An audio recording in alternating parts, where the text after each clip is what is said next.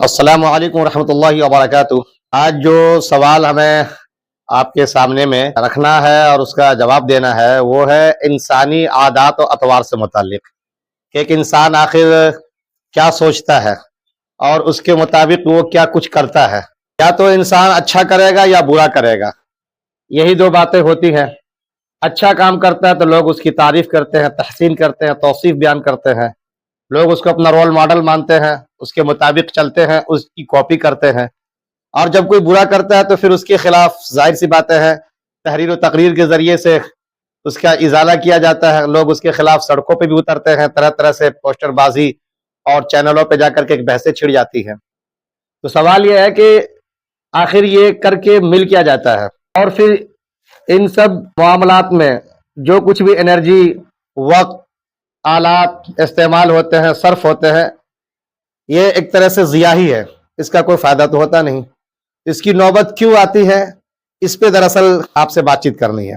میں نے اپنے اس نوٹ کے اندر یہ بات کہی ہے کہ اصلاً ہم جب کسی بھی انسان کو دیکھ رہے ہوتے ہیں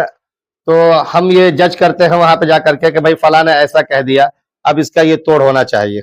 خاص سیاست کے حوالے سے ہو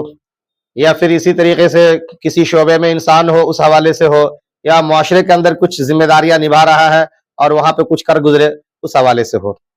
یہ جہاں کچھ بھی انسان کر رہا ہوتا ہے وہ دراصل اپنے ذہن کے لحاظ سے، اپنے افکار اور اپنے خیالات اور تھاٹس کے لحاظ سے کر رہا ہوتا ہے وہ،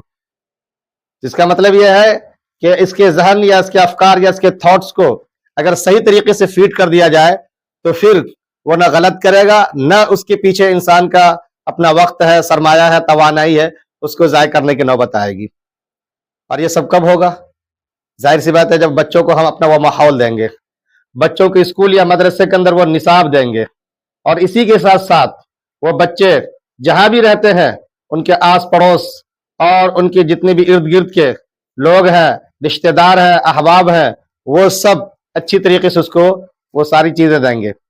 تب جا کر کے وہ بچہ صحیح طریقے سے اس کی اپ برنگنگ ہوگی، اس کا صحیح طریقے سے اس کی نشو و نما ہوگی، پروان چڑھے گا اور اس کا رزلٹ بیٹر طریقے سے سماجہ سوسائٹی میں مل سکے گا۔ پہلی چیز تو یہ یاد رکھنی ہے ہم کو، اور دوسری چیز یہ بھی یاد رکھنی ہے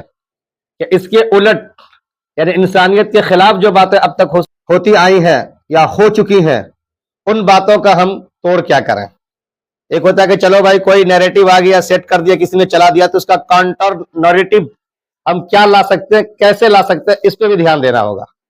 آج دیکھ لیجئے سیاست کے حوالے سے دنیا جہان کے اندر کیا کچھ ہو رہا ہے، سب کے سب ہم لوگ میکاولی کو کہتے ہیں، اس نے یہ نظریہ دیا کہ بھائی اپنی سیاست کو، اپنی حکومت کو بچائے رکھنے کے لیے تمہیں جو کچھ بھی کرنا پڑے کر گزرو، بادشاہ کے لیے سب جائز ہے، اور آج اسی کے مطابق ہو رہا ہے۔ کیا کچھ ہو رہا ہے آس پاس میں آپ دیکھ سکتے ہیں، یہ ایسی چیزیں ہیں جو بالکل آیا ہے، آیا اچھے بایا، اس کو کیا بتایا جائے۔ تو اس میکاولی کا جو نظریہ آپ لوگ دیکھتے ہیں جہاں تہاں یہ ہو رہا ہے، اس نے جو ایک تھاٹس پروسیس دیا لوگوں کو، یا اسی طریقے سے ایک نیریٹو اس نے بنا کے دے دیا اور کیریکولم بنا کر کے دیا، لوگ اس کو پڑھ رہے ہیں، اسی لحاظ سے ان کے ذہن میں، ان کے دماغ میں سافٹ ویئر کے لحاظ سے انسٹال ہو رہا ہے۔ یہ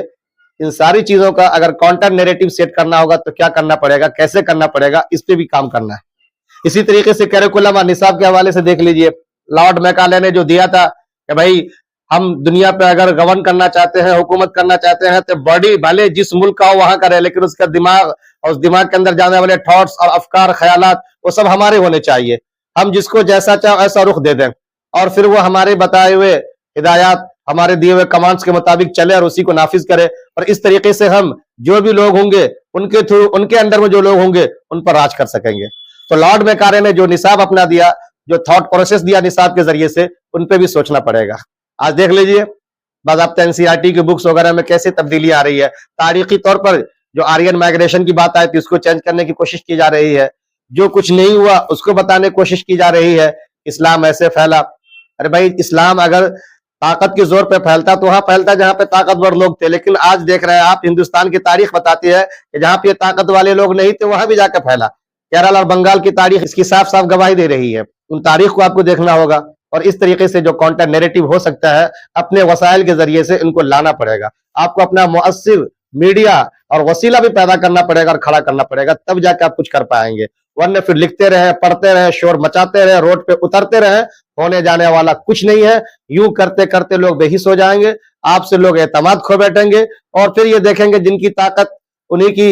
لاٹھی چلتی ہے, اور جس کی لاٹھی اسی کی بھینس والی بات ہوتی ہے, مائٹ از دا رائٹ, لوگ اسی کو فالو کرنے لگیں گے. اور کہیں نہ کہیں جو لوگ بھی آج قوم کی قیادت کے حوالے سے ہو یا قوم کی رہنمائی کے حوالے سے کام کر رہے ہیں, وہ فلاپ ہو جائیں گے, پھینکا جائیں گے. وہ وقت رہتے ہوئے بہرحال ہمیں کاؤنٹر نیریٹو بھی سیٹ کرنا ہوگا, صحیح ماڈول کیریکولم کا بھی لانا پڑے گا, اس طرح کے اسکول اور مدارس کے جو نصاب ہے وہ بھی دینے پڑیں گے, اور پھر ان کے اندر جو بھی تھاٹ پروسیس ہوتا ہے, جو خیالات آتے ہیں, وہ ایک مؤثر پلیٹ فارم کے ذریعے سے لوگ جو سننے کو ترس رہے ہیں, پریشان ہیں, بے چین ہیں, ان تک یہ بات جا سکے, ان کے لیے مؤثر آلات اور وسیلہ بھی آپ کو سامنے لانا پڑے گا, تبھی جا کے آپ کچھ کر پائیں گے. ورنہ لکھتے رہے, پڑھتے رہے, نتیجہ کچھ نہیں آنے والا ہے. یہ ساری باتیں تھی جو سوالات کی روشنی میں نے سوچا کہ آپ لوگوں کے سامنے میں رکھ دوں. جزاک اللہ خیرہ, شکرا جزیلا. ان باتوں کو آپ لوگ عام کر دیں, اور قوم کے وہ جیالے, وہ رہنما, وہ پیسے والے, وہ ملینئر بلینئر جو چاہتے ہیں کہ کل خدا کے یہاں جا کر کم سرخرو ہو سکے, اپنا چہرہ صحیح طریقے سے دکھا سکے, اللہ نے جو آلات و وسائل آپ کو دی ہے ان کا صحیح استعمال کر سکے, وہ بھی سامنے میں آئے. اور ایسے لوگوں کو جو خدا ترس بھی ہو, جن کے اندر باضابطہ ایکٹیونیس بھی اچھی خاصی ہو, چستی پھرتی ہو, فعالیت ہو, دینے کے لیے قوم کے پاس کچھ ان کے دل و دماغ میں باضابطہ ایسے ویژنز ہو, وہ شعور ہو, علم و آگہی ہو, پختگی ہو, ان کو بھی سامنے میں لائے, اور ان کا ہاتھ سے ہاتھ جوڑ کر کے قوم کے لیے, ملت کے لیے, اس ملک کے لیے, اس نیشن کے لیے کچھ کر جائے. جزاکم اللہ خیرہ.